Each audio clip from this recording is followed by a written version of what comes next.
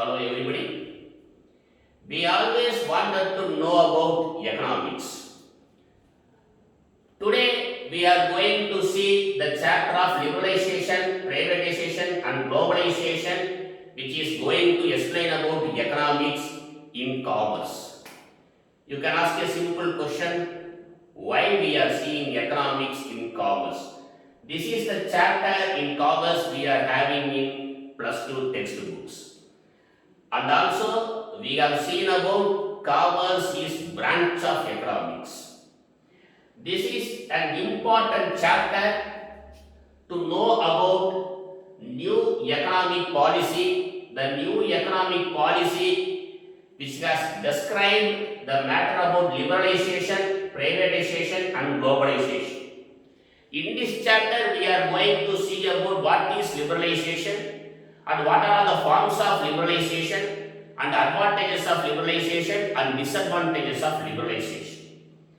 Like this, we are going to see about privatization, what is privatization and the forms of privatization, advantages and disadvantages of privatization.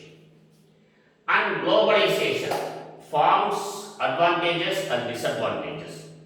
Simply how we are seeing as new economic policy, liberalization, privatization, globalization chapter will be termed as LPG. The first letter of that word, LPG.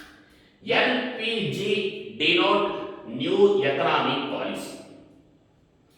Why it is termed as new economic policy and how it came? Before 1991, no one heard the words of liberalization, privatization and globalization. In the year of 1991, entire world in the economic crisis. Because of Gulf War, because of imbalanced states of export and imported policies all over the world and the fiscal deficit, those are all the matters which dragged entire world economy in the year of 1991. India was in the position to meet those are all the crises. At that time, after the assassination of Rajiv Gandhi, India was in the position to appoint a new Prime Minister. So, Narasimha Rao became Prime Minister of India. Narasimha Rao understood very well about what is going to be happened in the world. Particularly, he analyzed everything about new economic policy. Because of that, he was in the position to appoint a finance minister. That finance minister should be capable to handle everything. That's why Narasimha Rao had chosen Dr. Manmohan Singh as finance minister. Dr. Manmohan Singh was appointed as finance minister in the cabinet of Narasimha Rao. After that, India was also in the position to travel with the world and to meet the crisis, to solve everything, to be signed in the policies of new economic policies. In the year of 1991, India approached IBRD, that means International Monetary Fund, it is termed as World Bank now. To approach World Bank for the loan of $7 million for to repay the industries. At that time, the bank and also some other countries and also industries, they said to India about just do the job of liberalization and privatization, globalization. This is the policy the entire world will be followed. That's why there is agreement called GATT, General Agreement of Tariff and Trade. The policy of new economic policy which drafted by Arthur Dunkel, that termed as Dunkel draft, that contained 22,000 pages, submitted to World Trade Organization.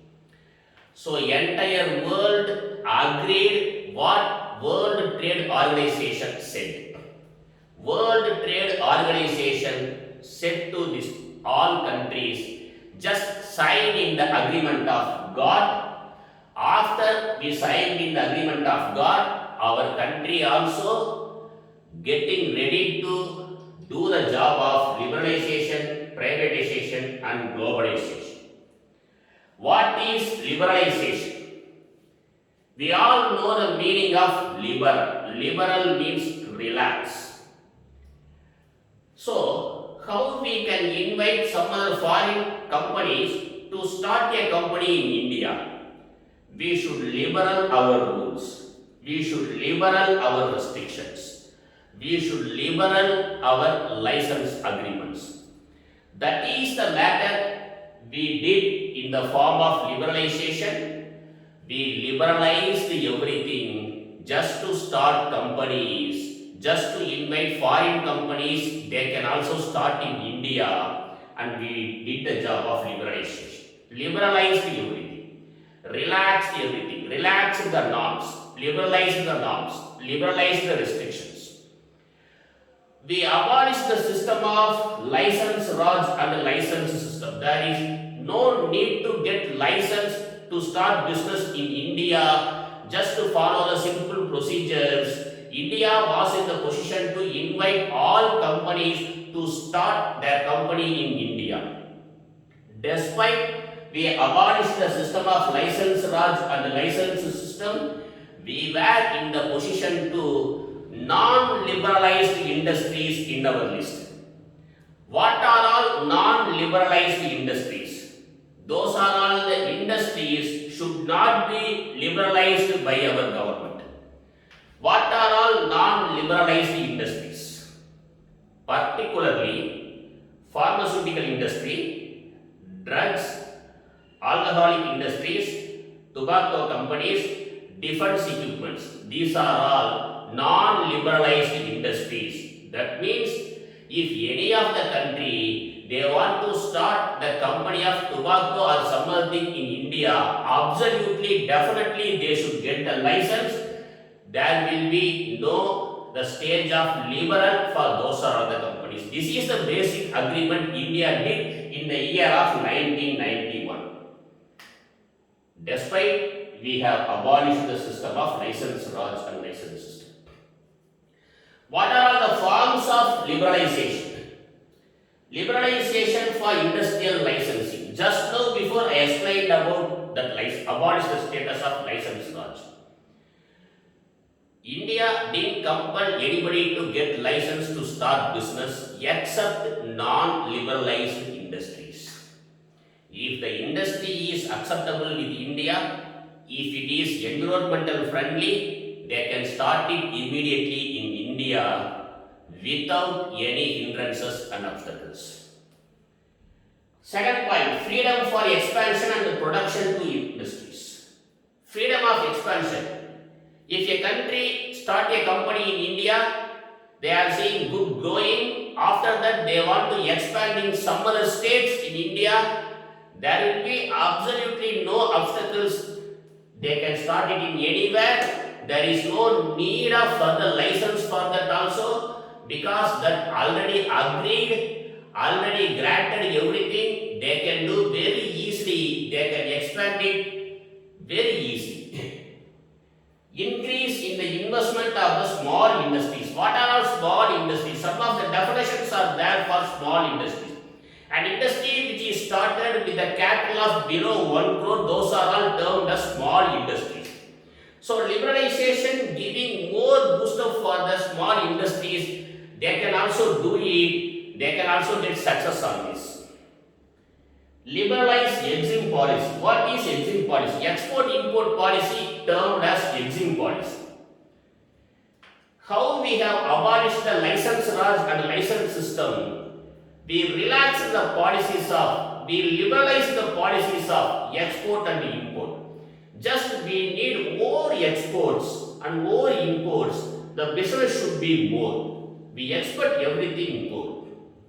We invite all all countries which is in the world to start business in India. That is the main concept of this LPG, new economic policies, liberalization, privatization, globalization. The first point we are seeing about liberalization: liberalize everything, relax everything, relax the norms, relax the restrictions, relax license agreements. Advantages. What are the advantages we are seeing about after we did the job of liberalization? Increase foreign investment. The concept of signing the agreement of God is we are inviting other countries to start business in India. That is the main thing we agreed in the God which drafted by Arthur Dungal as Dungal draft. Those are all the draft already accepted by World Trade Organization, and the World Trade Organization invite all countries to sign it. That's why we got more foreign investments. The foreigners came and invest everywhere in India. Increase foreign exchange, the exchange rate between India and some other foreign countries. Increase in consumption. What is consumption? We all know about India is highly populated country. So doing business in India is very easy, and increased consumption also very easy. Because of liberalized everything, the products never met the shortage. It was easy to reach everywhere and all people. Increase in consumption and control over price. Creating more competition will control the price. For example, we are having only one shop which is selling the products. They will decide what's the price they are making, that is the price. There is no other way, or we should buy from them. Simultaneously, if any of some other shops which is also going to be started near to that area, automatically that shop is in the position to meet the competition, and what are all the prices they are selling, he should follow. Those are all the matters. Because of competition we can control the price. Because of competition we can increase the consumption. The job was perfectly done after we liberalized our economy. Some of the disadvantages also we saw in liberalization. Increased unemployment means after the liberalization, some of the domestic companies which was not in the position to grow well. The persons who are all not ready to update with the new economic policy, those just met the problems of unemployment and improved themselves. Loss to domestic units. Just now before I explained with unemployment, loss to domestic. If our domestic units not ready to compete with foreign company, automatically people will buy the product which was produced by the foreign company. The domestic unit, there is no other way, it should meet loss. Unbalanced development. Unbalanced development means despite we have allowed some of the liberalization for small scale industries, at the same time we have created more competition between the industries, because we invite some of the industries to start business in India. The persons who are all doing in India, that means domestic unit, they should compete with foreign company. If they are ready to compete with foreign company, they should meet the fulfillment of people's need.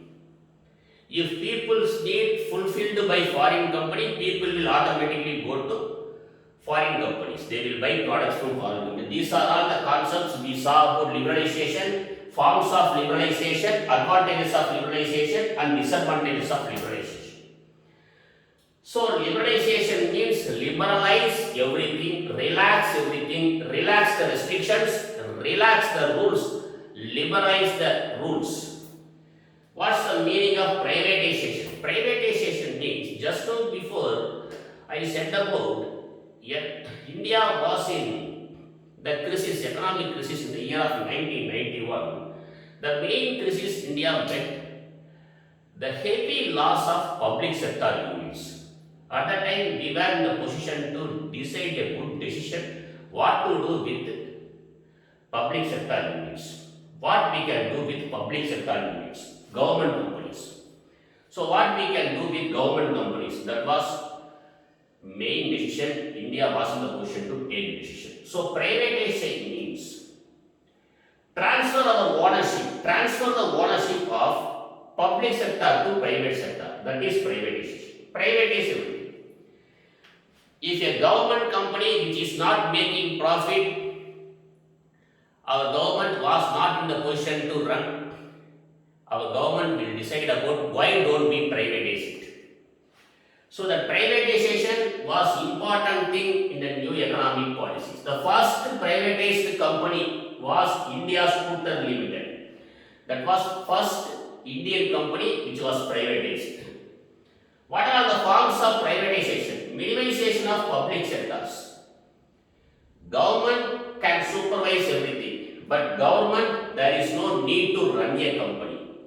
The company can be managed by, administered by some of the private companies. The government just watch it and administer it. So minimization of public sector means there is no need of too much of public sectors. Some of the public sectors which was not in the position to administered by government, the government thought why those are all the matters should be rendered to private and handed over to private. Sale of shares, how we can do it? The government will do the sale of shares to private. The sale of public sector unit shares will be sold to private. That is the one important thing about privatization. Memorandum of understanding. Memorandum of understanding is important thing where the private sector which is ready to acquire a public sector. In the memorandum of understanding, it clearly stated, clearly explained about what are all the conditions of that company and for what are all the things the private sector is going to acquire it. This investment means nothing but selling the public sector into private sector. What is public sector? What is government company? 51% of shareholding by government is called government company. This investment means just the government is selling its own shares. It is called this investment. Advantages: increasing efficiency. If government can't do that, if it is going to hand it over to some private companies, they will do the administration, they will do the management, they are in the position to take profit. If they want to take profit, there is no other way, they should improve their efficiency. So increasing efficiency is an important advantage of privatization. Professional management, well-trained management, not appointed by government, the persons appointed by private companies just to make more profit. So professional management is also one of the important advantages privatization. Increase in competition. Competition will be automatically increased, like how I explained the same thing in liberalization. The competition should be increased, will be benefit to the people. If competition increased, automatically price will be reduced, quality will be more. Which is having more quality in low price, those are all the things will be preferred by our people. So the increase in competition is one of the added advantages of new economic policy. Simultaneously, for our people, we can get good product for low price. Disadvantages: lack of welfare. The difference between public sector and private sector is public sector is with service oriented. Private sector absolutely not for service oriented. Private sector is only for money motive. For money they are doing the business. But public sector, they are doing the business to do the service for the people. That is the difference between public sector and the private sector.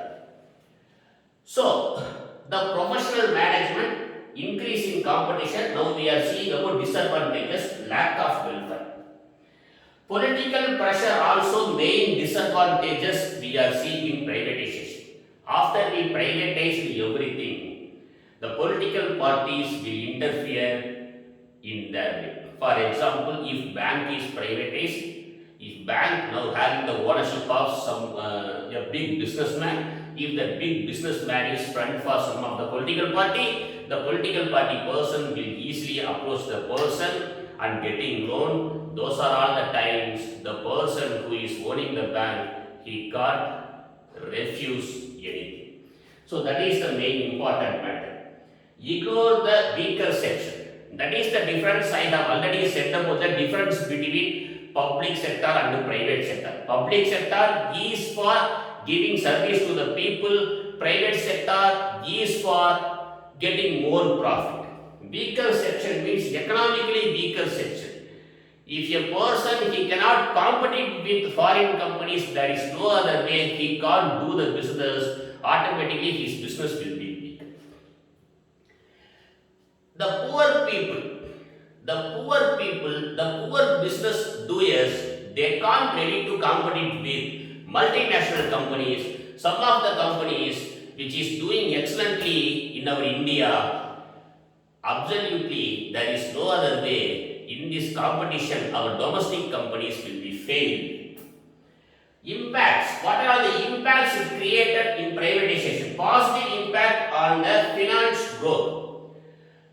The entire country's financial growth will be grown because of this privatization.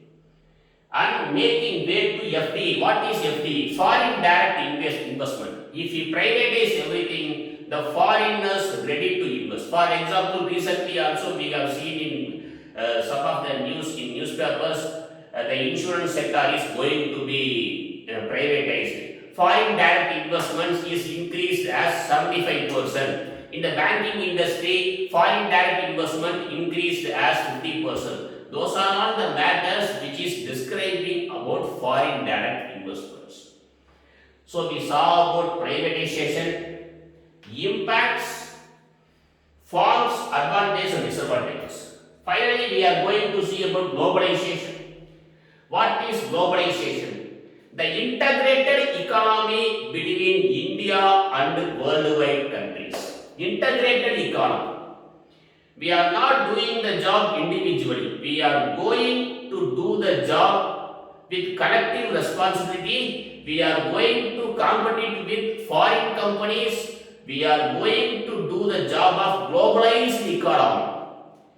Not the economy, not the business which is being done in India only. The business is going to be done in worldwide. In the worldwide, in the globalized economy, India also will go and be part in that economy. That is called globalization. What are the forms of globalization? Foreign trade policy. Foreign trade policy. Already we saw about liberalize the trade. After we liberalize everything, the country which is in the global ready to invest in India, they can do it. After we liberalize, the globalization will be easy. Export promotion. The main advantages and forms of globalization is exporting promotion. Export to anywhere. Some of the pickles, those are all manufactured and produced in some of the villages. Those are the pickles now being exported to America and some other countries. They are all tasting our food because of we signed in new economic policies. Particularly, it's because of globalization. Freedom to repatriate. What's the meaning of repatriate? Bringing our own money to our country is called repatriation. So that is freedom to repatriate. Reduction in tariffs. Because of increased stages of competition, the price of the product will be automatically reduced. It will be reduced. Advantages. Increase in foreign collaboration. We can do any business. We can sign in any memorandum of understanding with foreign companies and do the job here. Expansion of market. Market will be expanded. Just we are going and seeing a company in America and we were very interested to start it in India. We can start here with the help of them. They can also finance here. They can also be a part of it. Technological development.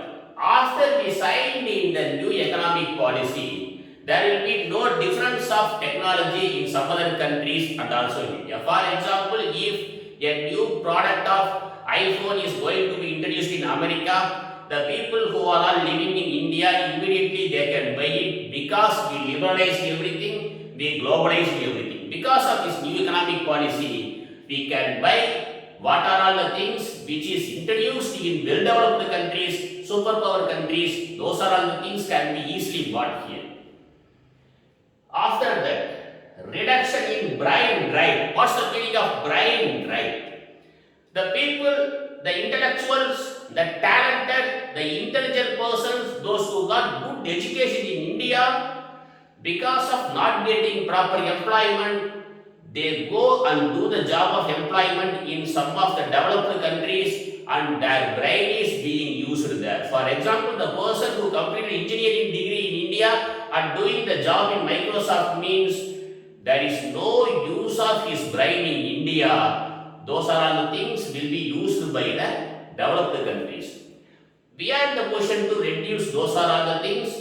Because of globalized economy, if a company is in America, they can start in India. The person who completed degree in India, they can do the job in India and getting the salary of American salary.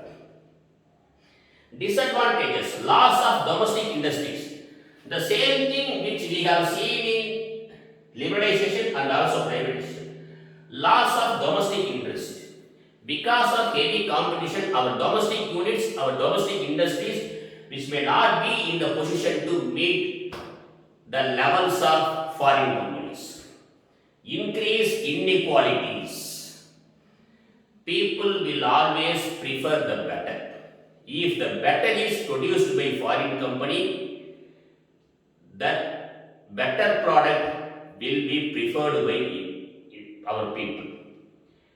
If our domestic company not in the position to create the better product like the foreign company, automatically the business of Indian company will be reduced, the inequality will be there. Domestic companies, if they are not in the position to ready to compete with foreign companies, the domestic companies will ready to lose everything. That is the disadvantages. Impact means MNCs. Some of the multinational companies have created because of the side in globalization. We all know what are all multinational companies. If a company can be started in India and also simultaneously in some of the countries, those are all called as multinational companies. At the same time, if a foreign company can be started in India, those are also called as multinational company. So this is the concept we have seen about new economic policy, liberalization, privatization, globalization. Thank you.